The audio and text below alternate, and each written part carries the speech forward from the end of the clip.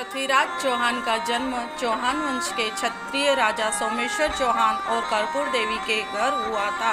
वह उत्तर भारत में 12वीं सदी के उत्तरार्ध में अजमेरू और दिल्ली के शासक थे।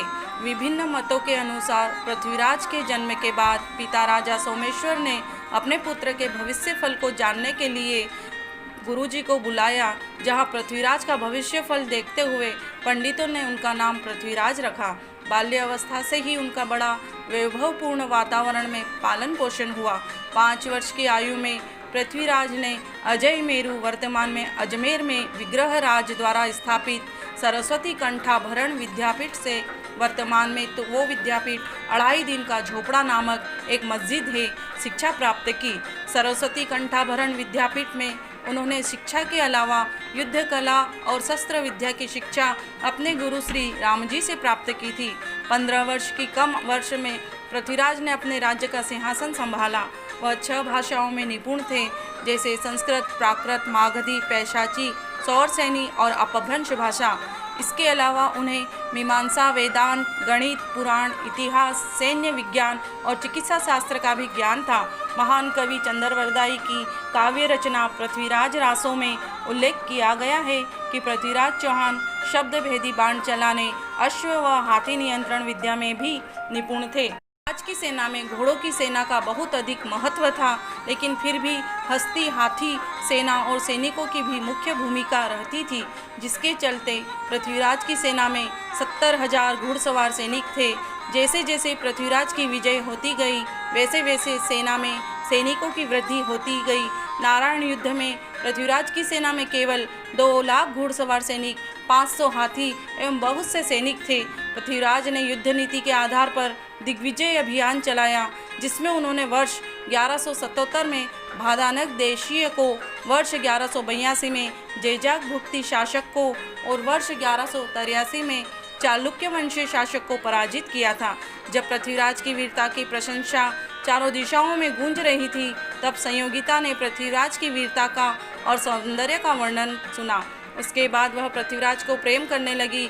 दूसरी ओर संयोगिता के पिता जयचंद ने संयोगिता का विवाह स्वयंवर के माध्यम से करने की घोषणा कर दी। जयचंद ने अश्वमेध यज्ञ का आयोजन किया था और उस यज्ञ के बाद संयोगिता का स्वयंवर होना था।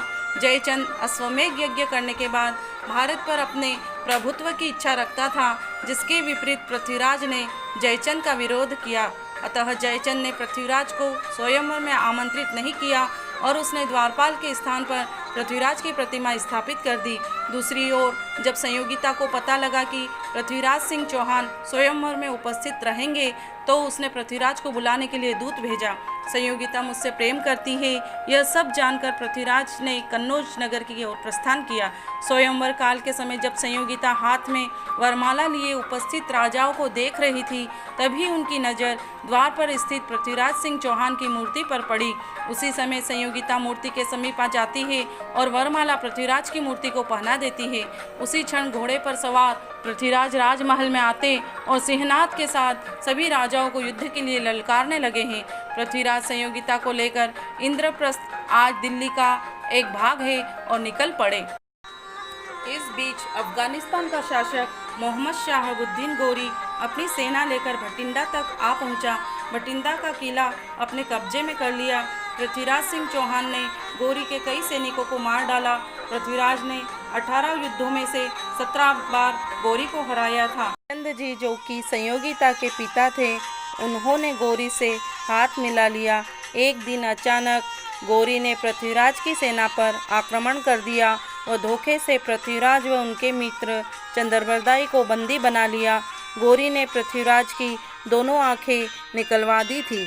चंद्रवरदाई से पृथ्वीराज की ऐसी स्थिति नहीं देखी गई। उन्होंने पृथ्वीराज की शब्दभेदी बाण की कला के बारे में गोरी को बताया।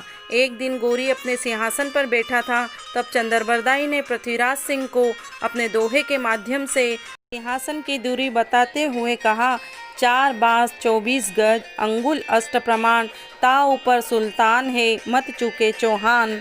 पृथ्वीराज ने शब्दभेदी बाण चलाकर गोरी को मार गिराया और फिर अपनी जीवन लीला स्वयं ही समाप्त कर ली और वीर गति को प्राप्त हुए।